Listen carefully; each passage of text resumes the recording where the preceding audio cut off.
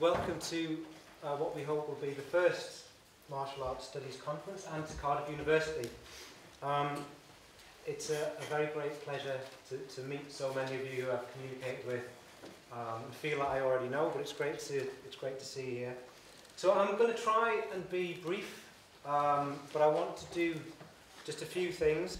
First, I want to just tell you some housekeeping stuff about the conference, and then I'll probably swear about Prezi a little bit occasionally, which is fairly part of the course. That's good.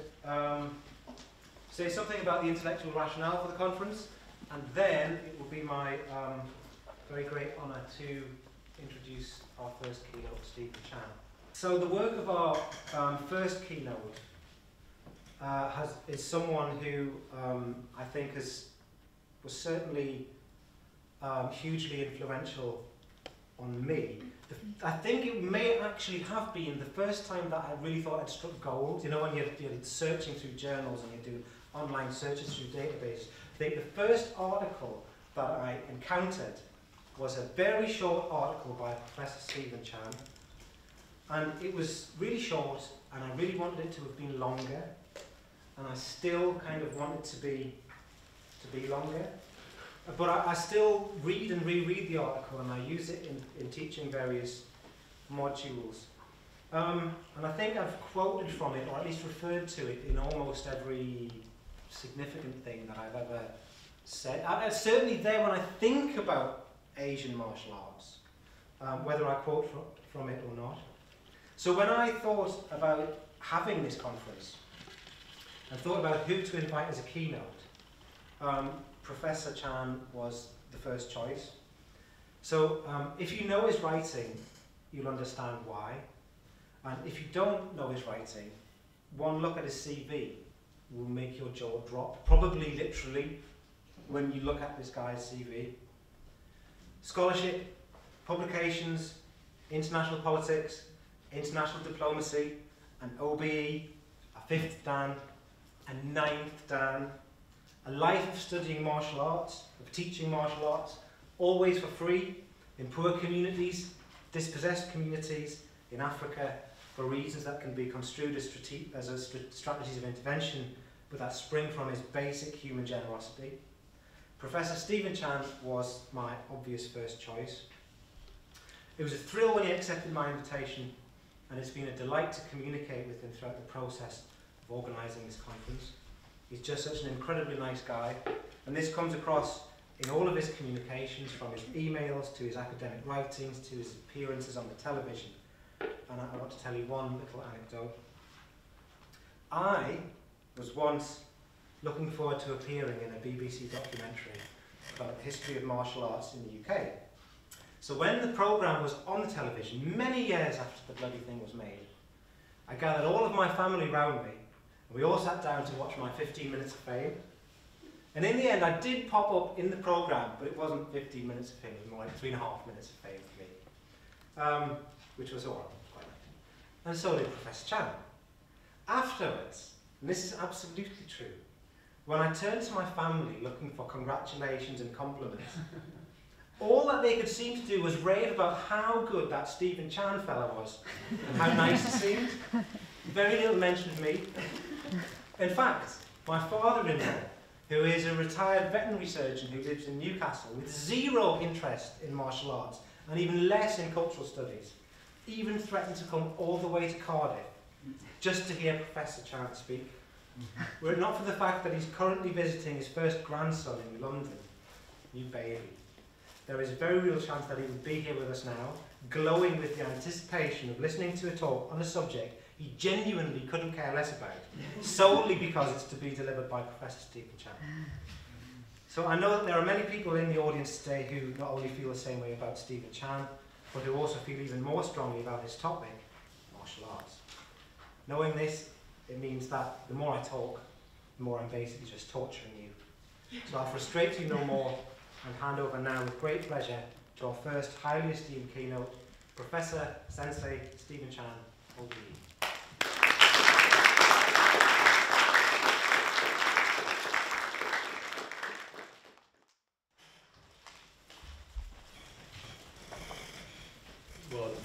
great pleasure, ladies and gentlemen, to be here. And I want to begin very, very much by paying tribute to Paul. He's worked like a Trojan to make all of this possible. It's a pioneering conference, it's a pioneering venture that he's undertaking. I think it's going to make a superb intervention in academic work. I think it's going to be, whether he likes it or not, in due course regarded as a new academic discipline. So, notwithstanding the protestations that it should not be, and notwithstanding my own affection for Ancier, it probably will be one of those things that in due course we will look back to this day and say, well, this was a foundation, this was the beginning of something very, very special. So I want to pay tribute to him for being that kind of pioneer. I should also say that when he invited me to come here, the really interesting thing was not whether I wanted to or not, because I did want to. It was a case of whether I would be in the country. I've tried to cut back on my travel, but I remember about this time last year waking up in some godforsaken hotel room somewhere in the world and thinking I'd been in a different country every single week for the last 10 weeks. I've really got to stop doing this. So this year I'm being in a different country only every 2 weeks. So I was able to be here today. I'm delighted to be able to be here today. Except that in many respects, I never thought I would be here at all addressing a martial arts conference. I never wanted to be a martial artist. I never wanted to be a martial arts teacher. The fact that it's all happened in the way it has been a complete and utter accident. At every single developmental point of this ongoing accident or series of accidents, I've wanted out. That's enough already. Let me just not do this anymore. I've contrived to injure my body quite dramatically. My medical advisor is sitting there to make sure that I can still remain standing for the duration of this lecture. If I'm leaning on the lectern from time to time, that's because I have to.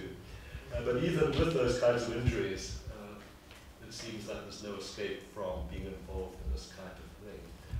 So I thought that I would start by detailing how this great accident happened, the history of it, and then from this personal history, segue into a discussion of how, if we've got to invent ourselves along certain lines, maybe the whole edifice, maybe the whole phenomenon of martial arts as we understand it today, has also been the subject of various creations and various accidents as the years have gone by, particularly in the 20th century as it's turned into the 21st century. So let me begin by talking about my family. I owe a very, very special debt, or perhaps I should owe a very special vendetta to my grandmother, because she is to blame for a very, very great deal. She was a swordswoman in the first part of the 20th century, in the warlord era of China. China was racked by civil war in the first part of the 20th century. It was the end period of the emperor's reign. It was the beginning of Sun Yat-sen's tortured efforts to establish a republic in China, a tortured effort to bring some form of modern government and public administration to China. It was a disaster in many respects, although one of these hugely heroic disasters that even the communist regime acknowledges was necessary, desirable. Someone had to do it, and Sun Yat-sen probably did it the best anyone could. But I remember stamps from that period, postage stamps, with huge denominations, because inflation was so rampant that you couldn't even buy a postage stamp, except that it had 20 zeros behind it. Hyperinflation matched only by Robert Mugabe's Zimbabwe about 10 years ago. So it was a runaway economy, and it was a republic that refused to settle down and become a republic. Warlords rose up everywhere. If you were not a major warlord, then you were a minor warlord. If you were not a minor warlord, you were a brigand. You were a gang leader. The early part of the 20th century saw Chinese people going everywhere, not only to escape this, but also to make their fortunes and send money home. Many of them went to the gold rushes of the day, California, New Zealand, some went, including some of my ancestors. They sent back enough money so that my parental or grandparental village was able to build 4 watchtowers mounted with Browning machine guns. The whole security situation was so perilous that this was required to protect a relatively small village, which has now become part of metropolitan Canton or Guangdong. But it didn't mean that everybody could have armaments of a modern sort. So my grandmother was a swordswoman, and she led, as a very, very young woman, platoons in the field with her sword. The legend was that one day she was strafed from the air by a fighter aircraft, and as she saw the tracer falling all around her, and she looked at her sword and she said to herself, modernity has come, threw the sword away and ran for her life and never picked it up again afterwards. But the family itself suffered for her involvement in the warlord era. Her firstborn son was kidnapped by a rival warlord faction, tortured to death. His decimated and brutalized body was returned ceremoniously to my grandmother. And it marked her, I think, for the rest of her life. So that my first stories at her knee, we were a refugee family in New Zealand by that point in time, were of the terrors of war and of the terrors of having to do martial arts. There was nothing romantic about it. But because it ran in the family, my father was very, very much a praying mantis, a stylist. And of course, you know what happens in terms of fathers and sons. At some point in time, father gets on your nerves just a little bit too much, and you want to beat up on dad. No way was I going to take martial arts tuition from my father. There was too much teenage rivalry going on at that point in time. So I took myself off to the meanest, roughest, toughest karate studio in town. This was, how shall I put this politely, a karate dojo for ruffians, thugs, criminals, bikies, and truckies.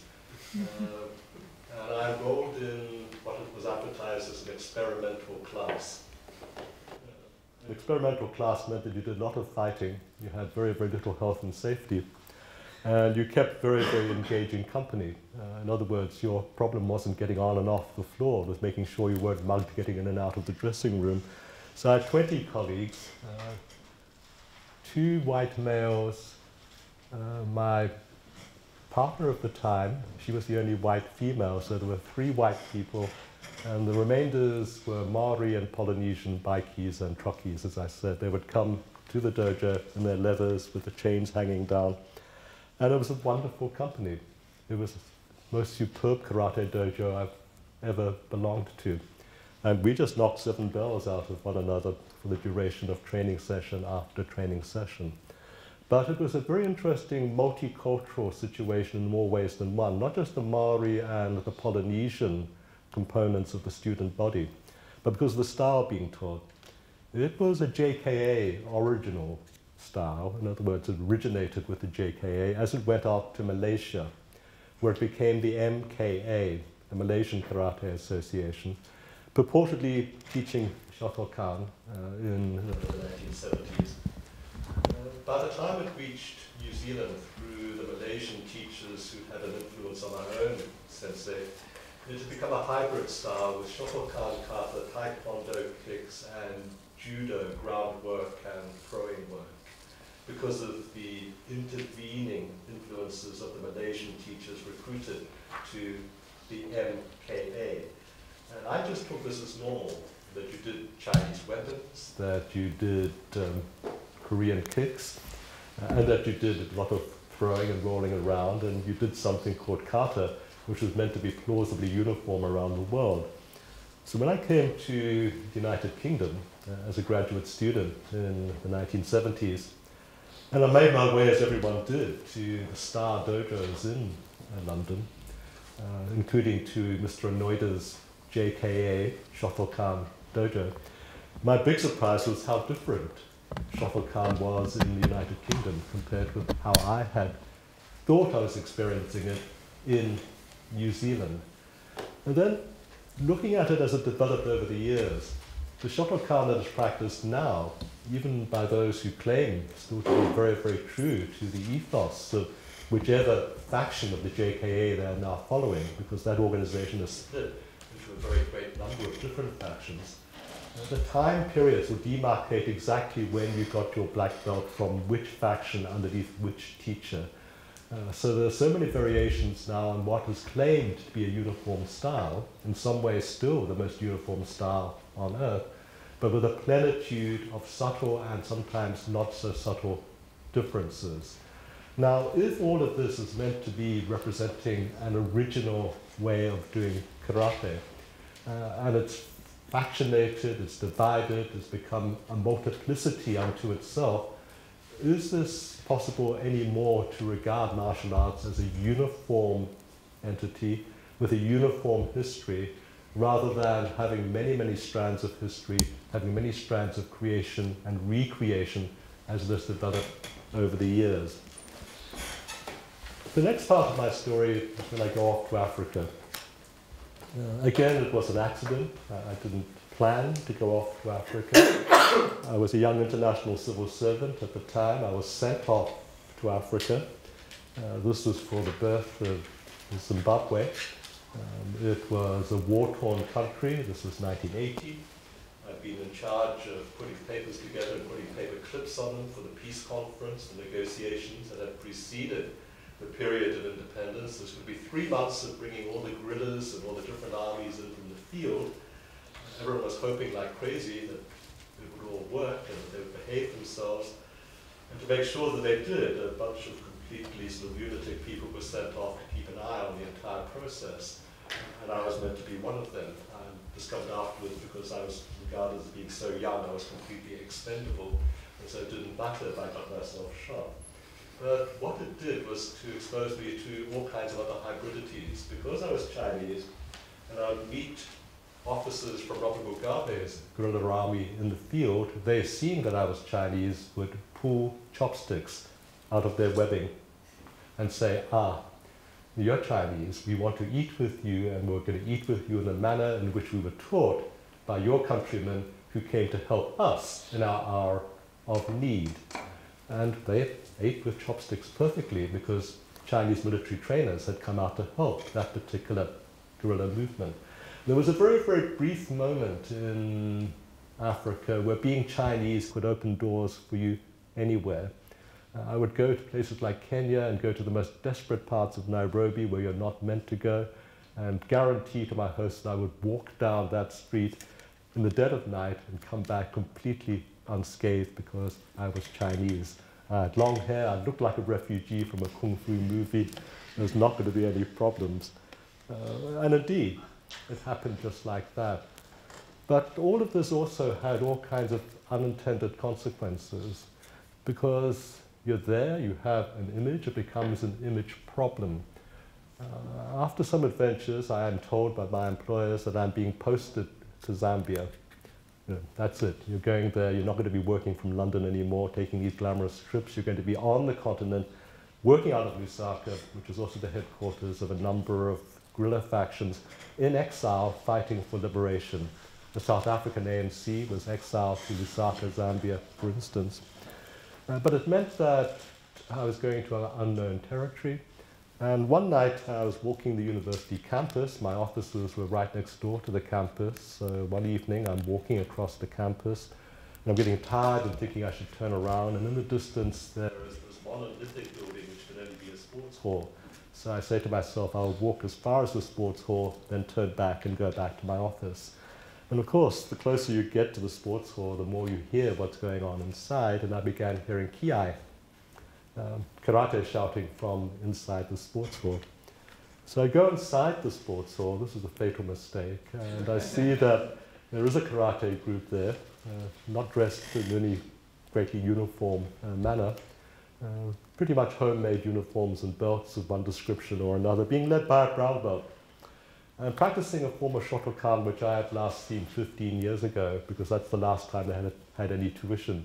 And they had faithfully remembered exactly what they had been taught, and it was already antiquated. So I waited until the end of the session. I went up to the brown belt and said, "Who's your teacher?" And he said, "We don't have a teacher." And this is one of those moments when you should have run a mile, and instead I said, "Well, I could possibly help you."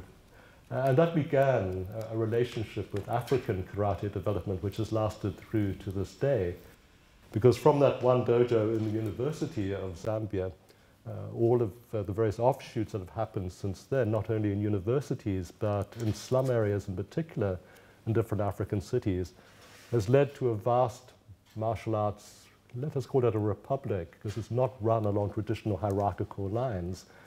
A vast republic, a people's republic of independent teachers who are bound together by a similar ethos, but all of whom have come through the original training methods that I was seeking to introduce at that point in time in 1980. Where did those teaching methods come from? Well, I made them up. So I made them up because I had studied not only at Anoita's dojo in London, I'd gone to Steve Morris's Goju dojo in London. That was like a home away from home because you just got beat up at Steve Morris's dojo. Pretty much every single famous outfit in London I trained with at one point in time or another. And that's probably the reason why I'm so crippled today. But what it meant was that you got so many different takes on how this should be done. That you actually were no longer satisfied with any claim whatsoever that there could be a straight line descendant of an original faith, as it were. You lose your sense of sectarianness, which pervades so much of the martial arts. Oh, my teacher is the only true follower of the only true way, of the only true lineage, of the only true hierarchy, etc., etc. And after a while, you understand that that's simply not true. Or if it pretends to be true, it's a pretense. If they truly and utterly have faith in the pretense, then they're doing so for reasons which are meaningful for the persons who are subscribing to that belief, either because they want to make money out of it, or because they simply don't have a questioning attitude to life. They need a faith.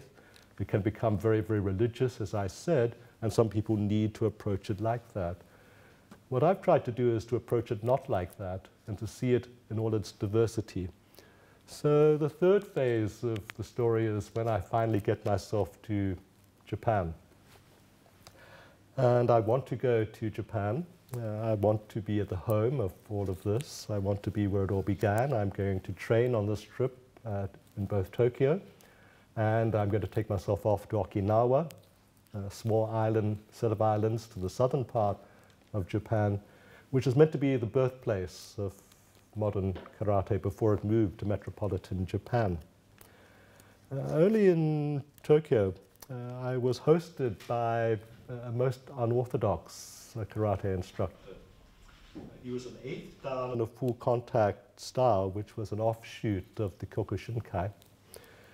He had his own petrol station and a quite capacious house next to the petrol station, and a quite capacious dojo next to the house. And I'm suddenly thinking, all this real estate in Tokyo doesn't come easy. You're lucky to have a tiny little apartment in metropolitan Tokyo. And of course, you soon start to realize that this gentleman is associated with elements in society that you would not normally call respectable. So I thought this was wonderful. It was a dojo which specialized in 2 things, or 3 things actually.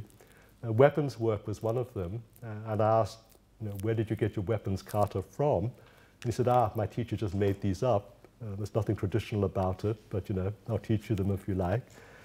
It was a dojo noted as an offshoot of the Kyokushinkai for full contact fighting, so again, you got your bruises. And there was a dojo that was noted for breaking. In an alleyway outside the dojo, there were just bucket after bucket full of bottles and river stones. And you spent all morning breaking these things and hoping like crazy that your hand would still be in one piece at the end of the day. And so I said one day, Sensei, why are we doing so much breaking? And he said, well, it's because that's what I'm good at. So we did breaking. And traditions and styles form around this. But before I go off to Okinawa, he makes a telephone call to the sensei who's going to be awaiting me in Okinawa. It turns out that he can speak the local Okinawan dialect by virtue of having married an Okinawan woman. Gives a report to the sensei, whom I'd met before at that international clinic, saying Chan-san is coming.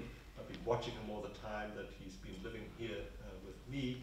And words to the effect of, he's a pretty weak specimen of humanity, but he's quite sort of enthusiastic about all of this, so please treat him as well as you possibly can.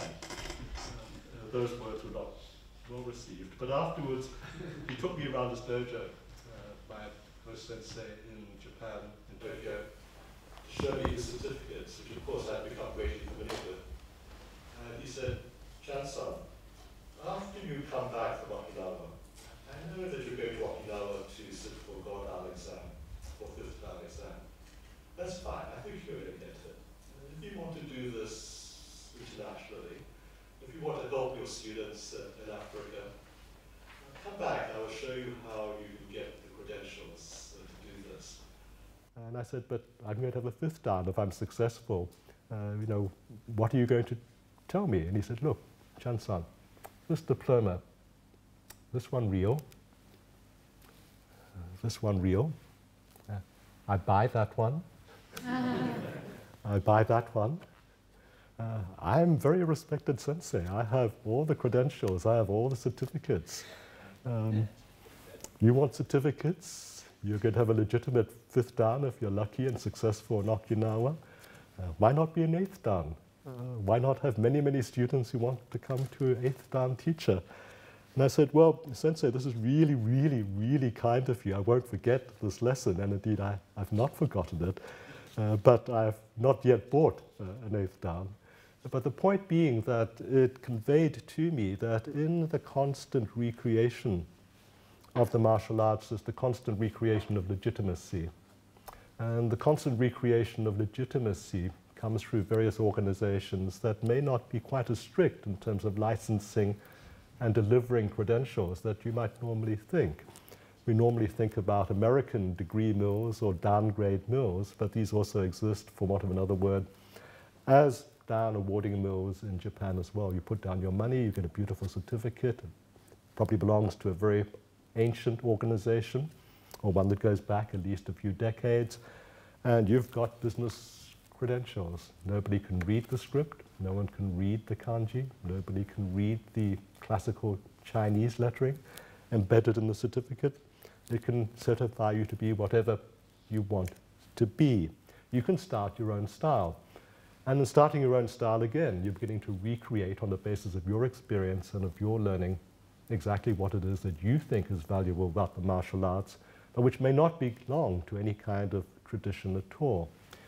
Now, Okinawa is meant to be the birthplace of the martial arts. Kishin Funakoshi, Kenwa Mabuni, 2 great teachers from Okinawa, were meant to have come out to mainland Japan in the 1920s, and they were meant to have established karate in Japan itself, as indeed they did. What many people don't ask is what happened when they actually arrived from this small island province and took up residence in metropolitan Japan, what influence their patrons had on them, what influence the other martial artists with whom they were forced to forge links and alliances had on them, what kinds of influences crept into their teaching. We always think about what kind of influences they had on metropolitan Japanese martial arts, what kind of social hierarchies they entered, what kinds of compromises they had to make. All of these things are part of a forgotten or a neglected era of martial arts development, a certain political transition point which we politely brush underneath the carpet in exactly the same way as we would not pay any attention to exactly where that Dan grade certificate came from. It looks pretty, we've got an official history, let's not go into that.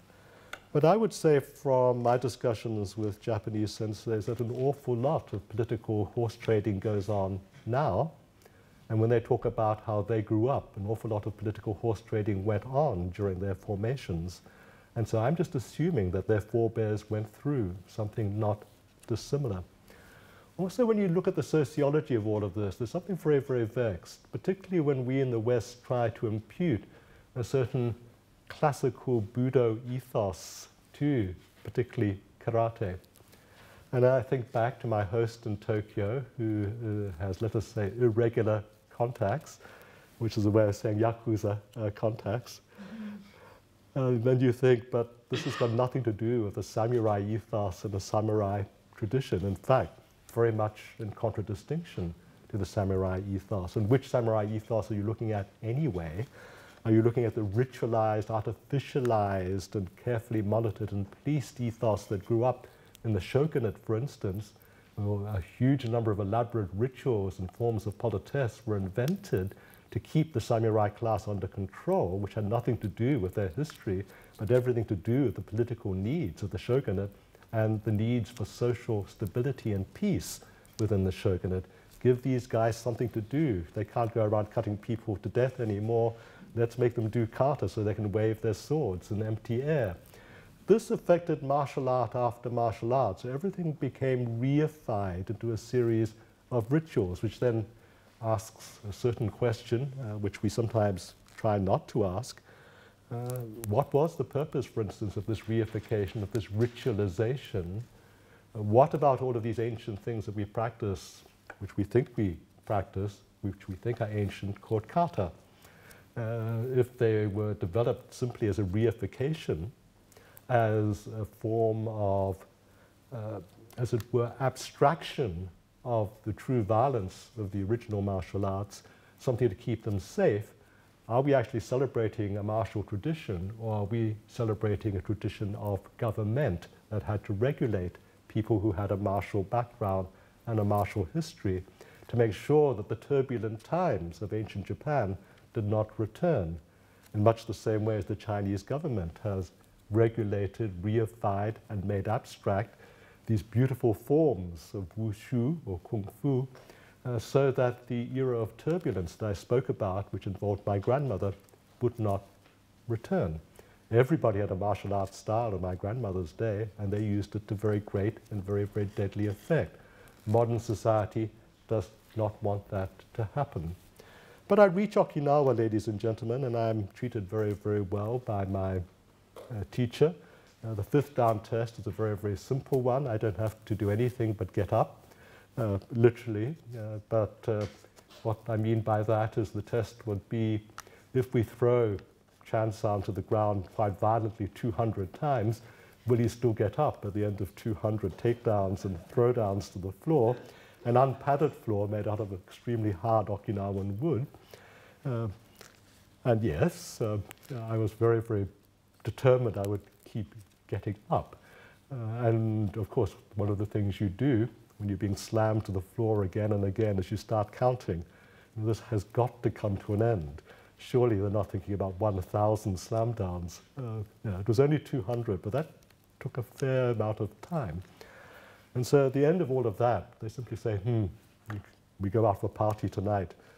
And the degree was awarded at the end of that party. But what it meant was that at that level and at parties of that sort, you're allowed to start talking in a slightly more uninhibited way than previously. You get a license which lifts you to a certain level in the hierarchy. I get to talk to Sensei in pretty broken English about his own experiences in growing up in Okinawa. And this was repeated. This conversation went on and visit after visit. In the end, I made about 10 visits to Okinawa over the years. And while Sensei was still alive, kept going back to him and training at his dojo as well as at other dojos. And I remember on one particular occasion, we went to Shuri Castle. This has now become a tourist set-piece excursion. You can fly in from Tokyo, take the monorail from the airport to the castle, look around the castle, take the monorail back to the airport, and be back in Tokyo later on that evening. Nothing to do with the people of Okinawa, nothing to do with the culture of Okinawa. You're looking at a castle that has been rebuilt because it was destroyed by US naval bombardment during World War II in the Great Battle for Okinawa. And all of the great archives that were kept at the castle were also destroyed, including all written records, if they had ever existed, of Okinawan martial arts that had been kept in Okinawa. So you had two things. You had a fabrication that called itself the authentic castle as rebuilt, including all of the furniture, including all of the plaques, including the plaque gifted by the Chinese emperor to the Okinawan king. He was a vassal king, but it was very, very polite, gigantic wooden plaque that hung over the throne. And the king's name, the dynasty name, was Shou. And the name of the school that I was attending, Sensei School, was Sei Dokan. And wandering around the throne room with Sensei one day, I looked up and I said, Shou.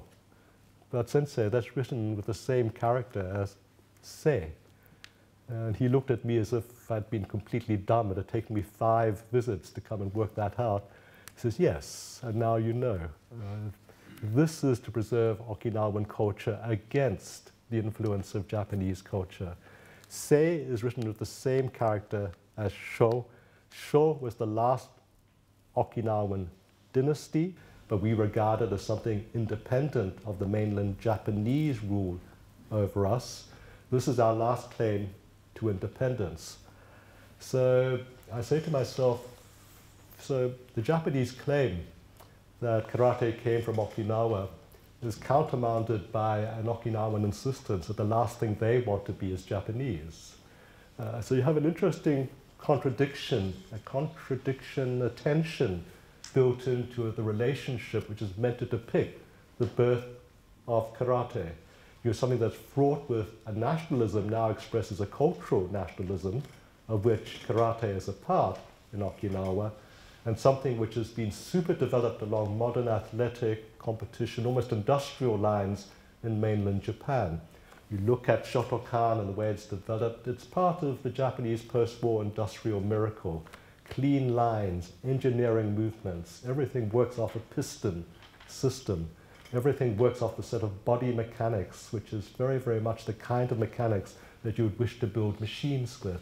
It's brutal, it's efficient, it's beautiful, and it's got nothing to do with how it started in Okinawa, which is still a folk custom, a folk following, something which is folkloric in terms of its history, which then, of course, asks another question, or another set of questions.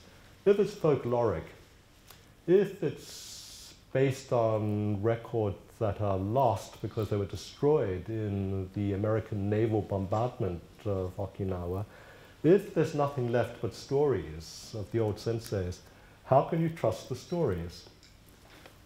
Now, at the institution where I work now, the School of Oriental and African Studies, we have a great number of experts in oral history. There are a great number of methodologies by which oral histories are measured, so that what is said to be a history which goes back X number of years, for instance, is almost never that long. There are ways of ascertaining what might be a true length of history as against what is claimed to be a longer length of history. In other words, it's a whole body of theory to do with the truncation of time in the oral retelling, the oral narratives of time. In reality, it's a stretch out of something which took place in a much more compressed period of actual calendar time that we are able to measure. So the claims of antiquity have to be called into question in the first instance. The reliability of the narrators, certainly in the absence of written records. And then going from dojo to dojo in Okinawa and talking to different teachers, because now it becomes something of a fixture on the scene. This strange Chinese person with long hair keeps showing up, and he's completely inept, but let's forgive him. You know, he seems to be someone who's genuinely interested in our culture, and after all, he's not actually Japanese, is he? He's Chinese. So, you know, he's okay, we can talk to him, and he uses chopsticks like an Okinawan rather than like a Japanese mainlander, so he must be okay, and he's good for a drink or two, particularly when he's paying for them. But then every single sensei tells you a different story about the origin of their dojo, about the origin of the same style, about the same cultural nationalism as being affiliated to the Shou dynasty, and the whole, as it were, where is the meat that is the reliable meat in the sandwich, keeps plaguing you again and again. So different teachers I've trained with, each claiming a certain legacy. There was a very, very fine weapons teacher called Sensei Odo, with whom I used to train. He taught weapons, but he also did the shorin kata, or at least his version of them. Many of you will know a kata called Basai. There's Basai Dai, there's Basai Shoal, there's variations of them. Last count, I had 32 versions of Basai, but Sensei Odo's version was the strangest I'd ever encountered. He used to do it to music, to YMCA by the village people, so he had a very, very strange sense of humor. But I noticed and simply asked him, but Sensei, in most versions of Pasai, there are many sharp turns, facing different directions. In your version of Pasai, you never turn around, you're always facing the front. And he just said, Chan-san, one day I'm practicing this kata. I forget where the turns are. So I just think this is stupid to have to keep turning. Why can't I just have a version of Pasai without having to turn around all the time? I'm old now, I get dizzy. So I make up this version where I never have to turn around. And I say, and Sensei say, now you teach this version to your students. He says, yes, yes, I teach this version to my students. And I said, Sensei, do you tell them it's ancient and true? He says, of course, they're American students. They all believe. They'll go back and this will become a famous traditional way of doing Pasai. So I said, Sensei, you're being very, very cynical. And he said, yes, Chan-san, I know I'm being very, very cynical, but our culture is changing. It's never going to be the same again. We simply recognize this. If karate doesn't change, particularly in a globalized setting, it's just going to become part of Okinawa, the museum. And we don't even know the reality of what should be in this museum because all of our records have been destroyed. You only have my stories. I only have the stories of my teachers. And I said, well, Sensei, I'm going to try something different. So, okay, you take as true that the records have been destroyed by the naval bombardment. You take it as true that most of the old senseis were illiterate, so they couldn't write down what it is that they believed, what it is that they were teaching. Not even in village repositories, there were no such things as village libraries in any case. But then you think to yourself, and I'm amazed that this thought doesn't occur to more people, but that actually Okinawa is only one part of an archipelago of islands that stretched for a very great distance in the South China Seas. There's Taiwan, for instance. Even a fisherman without navigation equipment can get from Okinawa to Taiwan, never mind people who are maritime experts who can sail larger craft on a fishing boat. And there must be something in Taiwan that wasn't destroyed. So I take myself off to Taiwan, and I've been there several times now. It's always very, very good whenever you need to do a bit of martial research to spring yourself a visiting professorship to Taiwanese University to teach international relations. And as soon as you've given your lectures, you hive yourself off to some obscure sort of a museum or archive somewhere to see what your research will give to you. And of course, what happened is that it doesn't matter to an extent what was destroyed in Okinawa because there are versions of history affecting the entire archipelago, all the different islands, that are in repositories in a place like Taiwan that was not destroyed. And in fact, these repositories, these libraries have been carefully curated and preserved. Of course, they would give a particular version of history. Taiwan was colonized by the Japanese at one point in time. They treated the Taiwanese very, very well. There were a whole series of different generations of Chinese diasporas that settled in Taiwan. And of course, the nationalist regime that had to flee the communist triumph in 1949 became the government in Taiwan. And that became part of our whole Cold War legacy that most of us grew up with and thankfully grew out of as the Cold War came to an end. But one of the key things that struck me looking in Taiwan was all of this insistence on the role of pirate fleets. The seas in this part of the world were replete with warships, with fleets of warships that did not belong to any legitimate government. They were pirates, but they were very, very well organized pirates.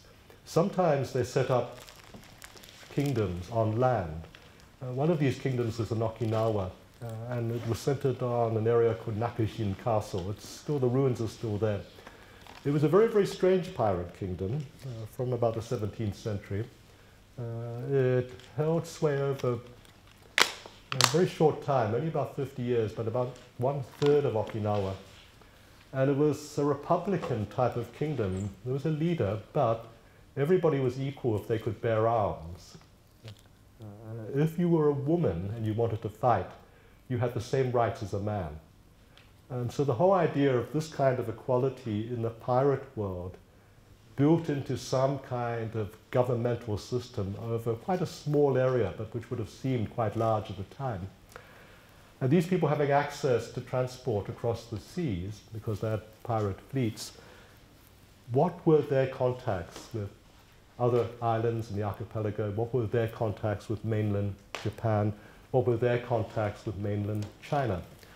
And of course, what happened was that both the Japanese emperors and the Chinese emperors would buy the services of the pirates for the simple reason that a bunch of islands is not worth fighting for with your own men and with your own ships. They were much too valuable.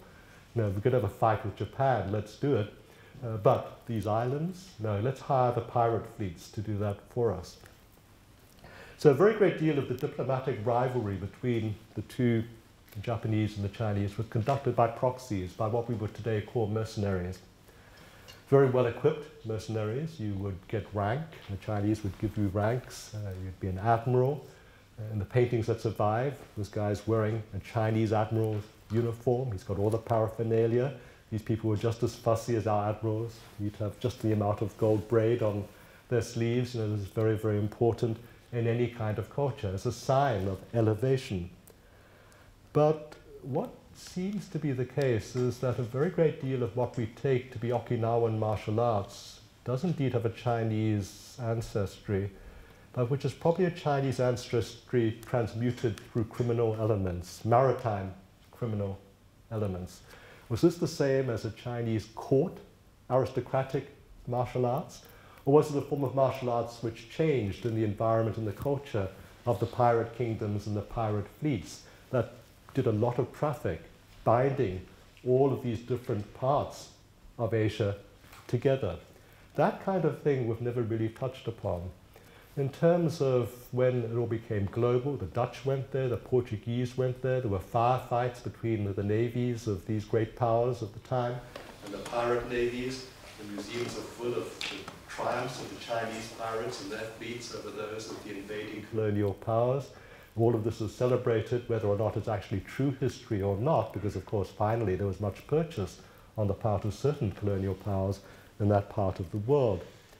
This whole melange speaks of a globalization of culture and cultural influences, certainly regional miscegenation, and certainly much sharing of martial arts traditions, real ones, authentic ones if you can call them that, bastardized ones, adapted ones, invented ones that go back for a very, very long time and which constantly mutate.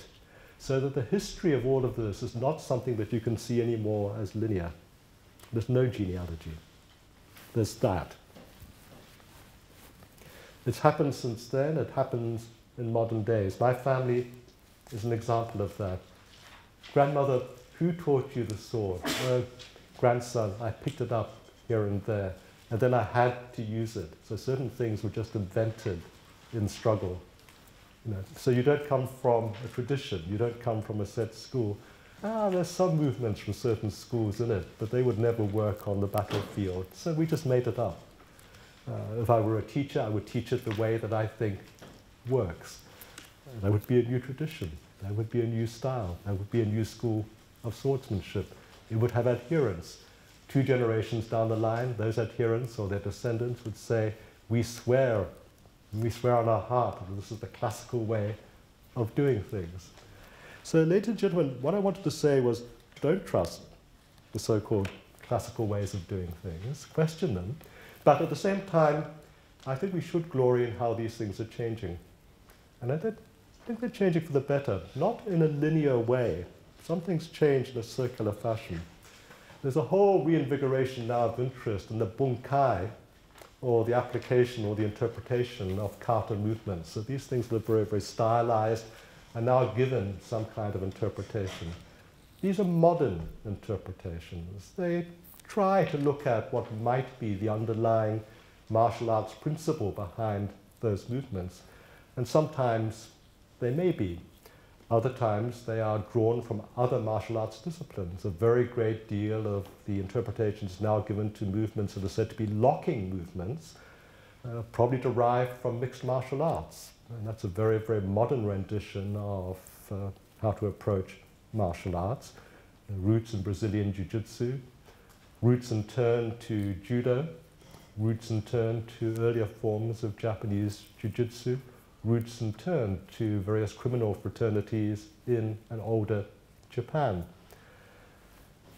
All mixed together, all in a circular manner, brought back into the mix. Modern choreographies, you go to modern international kata competitions now, a team of 3 get up, they do beautiful synchronized movements. It's sort of like a dance, it's wonderful, it's athletic, it's artistic, they train like dancers, but afterwards those who are in the finals have got to give an exhibition as to the meaning of the movements that they were practicing in the competition.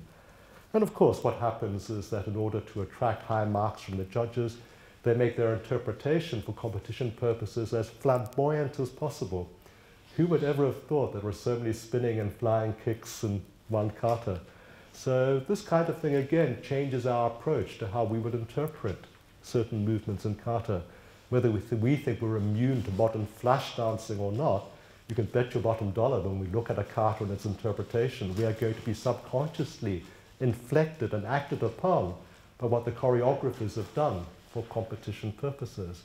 We're going to say, look, this interpretation is possible, but that's because we've been to an Abernathy class, who's been to a mixed martial arts class, who's been to a jiu-jitsu class, and all of this thing gets brought in a very eclectic way into a mix that we try to say is classical, but which in fact is simply a miscegenated mixture of things with some classical elements and a very, very great deal of perhaps modern elements. I want to celebrate all of this. I want to celebrate the fact that what we're looking at here is in fact a genuine cultural studies, because everything I've tried to describe to you comes within the realm of what we would call cultural studies.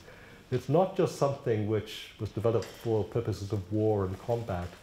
It's something which has developed over the years to express certain needs, certain ways of expressing ourselves in certain cultural environments in different parts of the world that then mix together in various forms of globalized clashing. Japanese pirates, Japanese mainlanders, Chinese, Portuguese, whatever, Okinawan islanders, their relationships with the Japanese mainland, with the Chinese court, what traders who were not pirates but legitimate businessmen brought back, the castle empires, or you could call them little empires in Okinawa, which were very, very famous for their international trade. They boast of having been, as it were, well received in Osaka and Kyoto, part of the great trading nation and cities of the ancient days. What did those traders, those businessmen, bring back with them? So, ladies and gentlemen, what I wanted to say, starting with my own history, how it went from New Zealand, how it went to Africa, how it fetched up in Japan, Okinawa, and Taiwan, is that I wanted to represent that as a microcosm of a process which continues, which has always continued, which will always continue. And as part of a fascinating study which takes us away, and I think this is the key message, ladies and gentlemen, it's going to be a discipline because it's not going to be a faith anymore. Let's take the faith and the belief out of this. Let's question it and gain value from our interrogation of something which we regard as dynamic. Thank you very much, ladies and gentlemen.